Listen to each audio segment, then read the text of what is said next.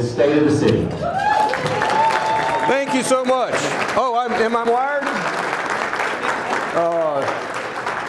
Well, I'm glad there was 15 minutes between Steve's talk and mine because I hate to follow a great act. He is just a natural-born salesman and does a great job for the city of Roswell. So let's have another hand for Steve Stroud, for the man.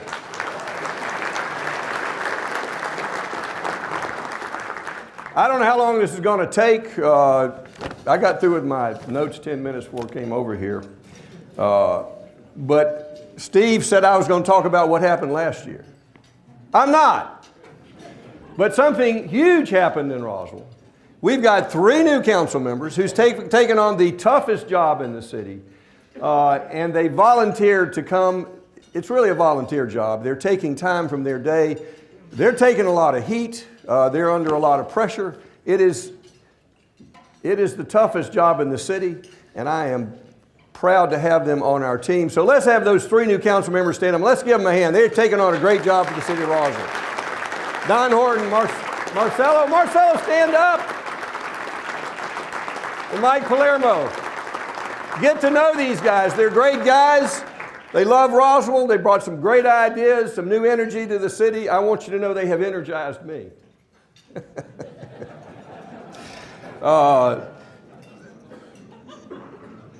Now, last year I was told by Robin, my secretary, that I'm not very good with PowerPoint. So I've got a different kind of PowerPoint here. Who's in charge of PowerPoint for me? It's actually, it should be cycling for you. There we go. These are sculptures that are going to be in Roswell parks between April and December of this year. They are sponsored by private citizens. We hope to acquire one of these at the end of the year to be a permanent installation. But this is a product of the Roswell Arts Fund. Michelle Ramucha, stand up. She's our chairman of the Roswell Arts Fund. Get in touch with her. She'll tell you more about it. A new program for the city of Roswell. We're very excited about it. We're very thankful for all the sponsors that are helping us with this.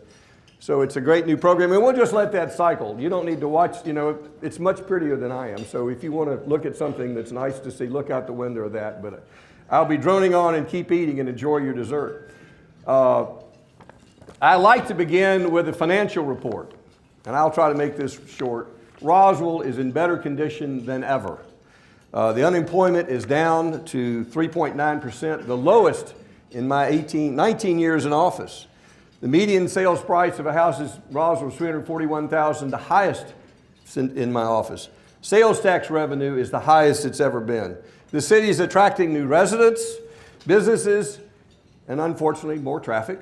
The city's operating expenses are actually down this year from last year. We're operating more efficiently than we did. We have $90 million in the bank earning interest. How many people can say that? We're not borrowing much money from our local bankers, unfortunately, because we've got so much money in the bank. We've got $2.5 million for capital projects for this council to program.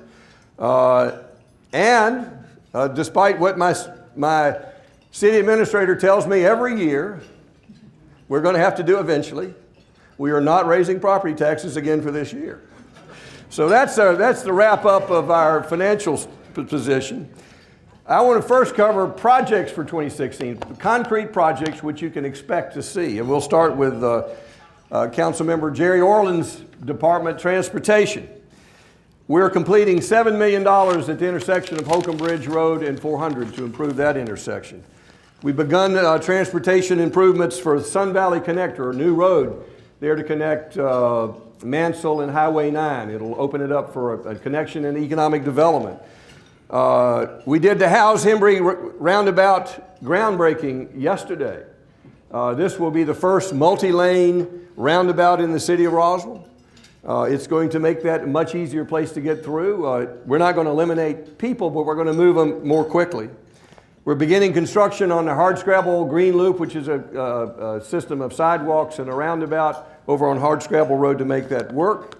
We've got $2 million set aside this year for more sidewalks and another $2 million to make sure we keep our roads in great shape.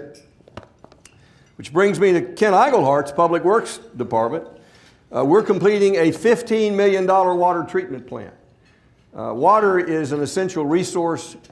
You want to be in control of it. That water treatment plant is going to give us a say in water and not be subject to control of other folks. So it's going to guarantee us that we're in control of our destiny. Nancy Diamond, Recreation and Parks. She's opening up a $3.7 million senior therapeutic pool. Nancy, when's that open? Next Wednesday. So only a few of you are old enough to participate because you all look very young.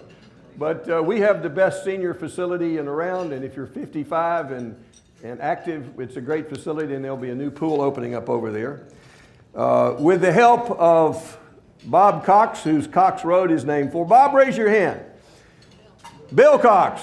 Bill is our Cox Road family, a longtime resident, our park superintendent. With Bill's help, we finally got approval on the River Boardwalk. We've been working on this for 15 years. And so we're going to connect the Roswell Riverwalk from Azalea Park all the way to Chattahoochee Nature Center, and then we'll ultimately take it to Cobb County, which will be a major improvement. We're in negotiations for Folk Killer Creek and Big Creek Trail. Try to open up trails on that. We're exploring, can't tell you anymore, but we're exploring the acquisition of a large tract of land which will put our recreation department, set them for life for recreation fields. It's a great development for the Parks Department. And we're creating a city green between City Hall and Canton Street. This week we approved the first phase of that. It's a sort of pedestrian promenade between Canton Street and the City Hall parking, which will open up more parking on Canton Street, open up City Hall, begin that connection.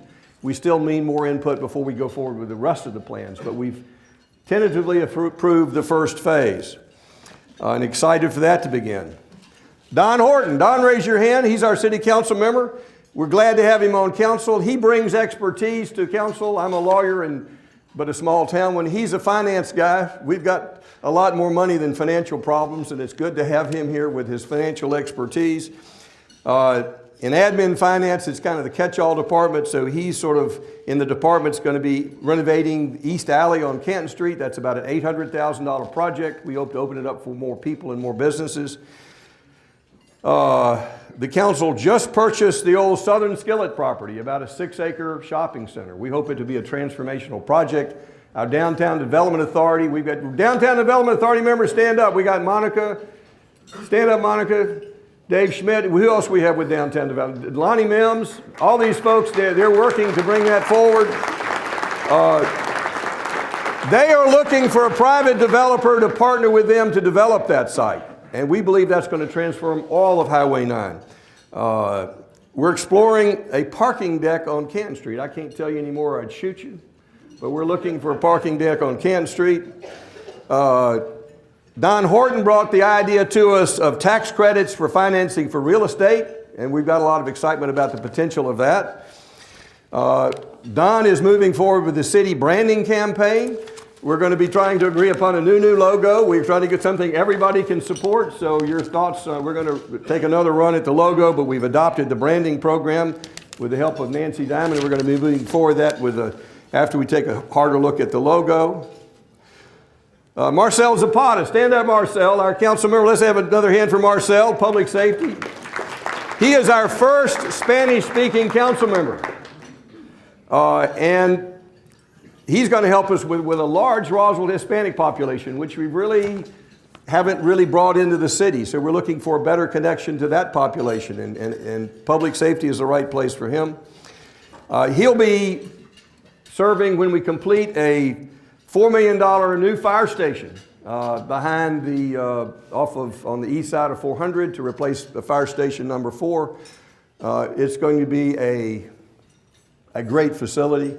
It's going to be a lovely, and it's going to serve us indefinitely. Our old facility was too small and termites had eaten it up, so that's great to see that. It's been about a 5-year project, 6 years to find the right location, so we finally pulled that together, and thank you, Marcel, for helping us with that. Mike Palermo. Stand up, Mike Palermo. Let's have a hand for Mike. He has the hardest job in the city of Roswell. He's nodding his head because I'm not sure he knew what he was signing up for, because you don't run for a position. but he drew the short straw. I say it is the hardest job because you cannot make everybody happy in that position. We've got a much better economy because of that better economy. We've got a greatly increased demand for housing in Roswell. That's generating a lot of new developments and some rezoning. And that's, anytime you've got change, you've got concern and fear about that change. So that's his job to try to manage that change. His biggest problem is we still haven't resolved, the citizens haven't come to a real true agreement of where we need to go. And we've got to work through that. What is Roswell's future? That is, as far as housing, that is being discussed and debated right now. And it's going to be tough to oversee, but it's critical that we make that decision and control our future.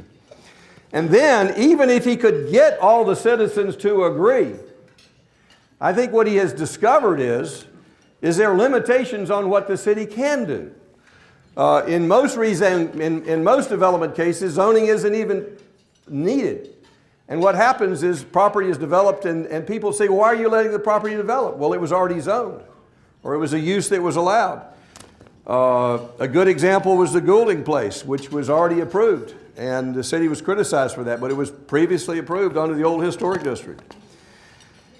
And then, even when rezoning is required, the council doesn't have full control over that. Judge Campbell will tell you there are constitutional limitations on what the city can do. We're facing that problem right now with the rezoning at the corner of Holcomb Bridge Road and Scott Road. We have been sued because we voted in favor of what the citizens wanted, not what the property wanted. We've been sued. We now are going to have to make a tough decision. Or do we fight that lawsuit and risk losing it all, or reach some resolution? And that's something we're struggling with right now. Now, Wednesday, you probably all read, the city temporarily suspended zoning for small lots and townhouses for 90 days. This is a temporary change. There's a lot of things to be discussed. We're going to be coming up with a better plan within that 90 days, and we're going to move forward with rezoning. But I want to stress, this is a very limited suspension. It is suspending only small lot development in townhouses. So I don't think it's going to change the course of anything. What's going to change the course is what our ultimate decision is. Now, on the other hand, for all those people who are concerned about Roswell closing the doors on business, as I mentioned, this council just purchased the Southern Skillet property, spent $5 million to acquire that property to promote redevelopment. This council is unanimously and firmly behind redevelopment of blighted areas and areas along the commercial district. They're also universally behind supporting their business. They have always supported Roswell Inc. Last week, this new council supported adding additional money to Progress Partners. It's a program of the Chamber of Commerce that to attract businesses here. It was not mandatory, but this council said we need to attract more businesses. Let's work with the North Fulton Chamber of Commerce with Progress Partners, and they added additional funding last week. So let me get to the biggest decision that the voters of the city of Roswell are going to be, and Fulton County are going to be asked to make this year, or hopefully asked to make this year, and that is regarding transportation. With the improving economy, we're seeing a lot of growth in North Fulton County, and that's created a traffic problem. And that's going to continue regardless of what we do, because North Fulton County is growing. If we don't issue another building permit, we're going to have more traffic up here. We're going to be dealing with traffic regardless of what we do. So if you look at the potential solutions to the traffic situation, some folks have suggested, well, let's just stop development. That's going to solve our traffic situation. I will tell you, it won't, because around us it continues to grow. Another suggestion was to change people's behavior so we just don't drive at rush hour. It's a great idea. It will work. If you can just get people to change their behavior. I can't keep my wife behaving. I can't change people's behavior, so I don't think that solution's going to work. You know, a young person asked me, well, the technology is going to change. We're going to have flying cars, or you know, perhaps teleporting, and I remember when I was a boy, we were going to have flying cars. I don't think we can wait on flying cars, people. I think we're going to have to look at what we have today and use that, which brings us to, we're going to have to make some transportation improvements. And that's the only practical solution. And the biggest obstacle to those transportation improvements is there's additional money in the GDOT, but not enough to make the transportation improvements in North Fulton County that we're going to need. And just to list off some of these big projects that the city of Roswell needs to address our traffic problem. South Atlanta Street, we're pretty far along on that. We spent, what, $2 or $3 million, Steve Asenbrack, on planning and right-of-way acquisition and working with the National Park Service to make this happen. And we're fairly long on that. We're just short $20 million to make it happen. Plans approved. So we need $20 million for that project. Big Creek Parkway, that's the plan to take another bridge across 400 to try to connect East and West Roswell. To make that connection, that's about a $50 million project. If we do that, that will then give us the opportunity to correct Holcomb Bridge Road, which is about a $70 to $80 million project. But we all know Holcomb Bridge Road needs to be improvement. That is the major east-west corridor north of 285, and it's only going to get worse. And if we're going to have a future and get around town, we need to address that. That's going to take money. And then there's the whole other side of it. Now the good news is, here's the best news I've heard this year from the legislature is Governor Deal has announced that he's going to put managed lanes on 400, potentially 2 lanes each way. We hope to hear more about that, and we're very thankful to the governor for that. But that's not going to solve our local traffic problems. That's going to, it's about 10 years off if we can get funding for that. So I hope everybody supports Governor Deal and those managed lanes. The whole other side of that, and the big question is, what do we do about transit? We've got, in the long run, do we get transit up here? Do we get people out of cars and put them either bus rapid transit, which would share these lanes with the governor if he builds them? We've got light rail, that's about a $2 billion project if we choose that. We got heavy rail, that's about a $3 billion project. These aren't just Roswell projects, these are regional projects. Anyway, the common theme on all of these is we need more money.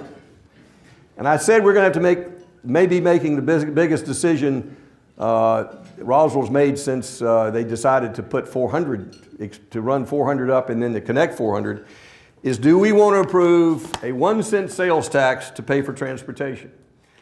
And if that 1-cent sales tax for Fulton County and transportation would raise $1.3 billion for Fulton County.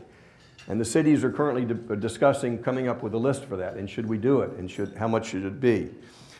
If Roswell got its population share, and there's a likelihood of that, if we took the whole penny, it would be $120 million for the city of Roswell. A lot of these projects could be done. This would require a countywide referendum. It would require every city to agree upon this, which is the biggest hurdle. We've got 15 cities from Atlanta to Mountain Park to reach that, but we're struggling with that issue right now. In addition to that bill, Brandon Beach is discussing a bill to allow funding for MARTA. Now here's the thing on MARTA. To do anything on MARTA, we talked about a $2 to $3 billion project. It's not a 5-year project, it's a 40-year project for funding. Something we could get up and running in maybe 8 or 10 years. But you're going to need to bond it over 40 years. So you'll need legislative authority to extend that sales tax out, not 5 years, but 40 years, or at least they're talking about for the life of the MARTA resolution. Brandon is proposing that. That is a big debate right now in Fulton County. And I need to hear from the citizens of Roswell how they feel on that. My job is to represent you. I have a lot of crazy ideas, and sometimes I tell you what they are, and sometimes I shouldn't, but I'll tell you what I think. But ultimately, it's what you want me to do. And I need to hear from the people, should we support this 1 penny sales tax? Should some of it go to MARTA? And what should be on the list if we support it? So that's the biggest decision we're going to be making this year is, do we support another 1 penny sales tax, and where does it go? How much goes to MARTA? What does it go to roads? What roads and bridges would be included? So let me get to my closing. We have accomplished great things in the city of Roswell. I think it's amazing to me how this city has progressed over my lifetime. It is transformed. It is a much better city than when I was a boy. I think I'm very proud of the way this city has grown. But today I see Roswell as more divided as far as where we want to go than ever. We've all got to come together. We've got to work together to come up with a common vision for this city. It's not going to be easy. We're going to have to respect each other. We're going to have to take time to do this. But we've got to make sure we're making the right decision and the decision that brings everybody on board, which will not be easy, but can be done. I'm a son of the city of Roswell. I was born here. I've lived all my life here. And regardless of what some people may try to do, I'll stay here. But as a son of the city of Roswell, and as your mayor, I pledge to do everything I can to reunite this city. And I just hope you can join me, because together we can accomplish great things.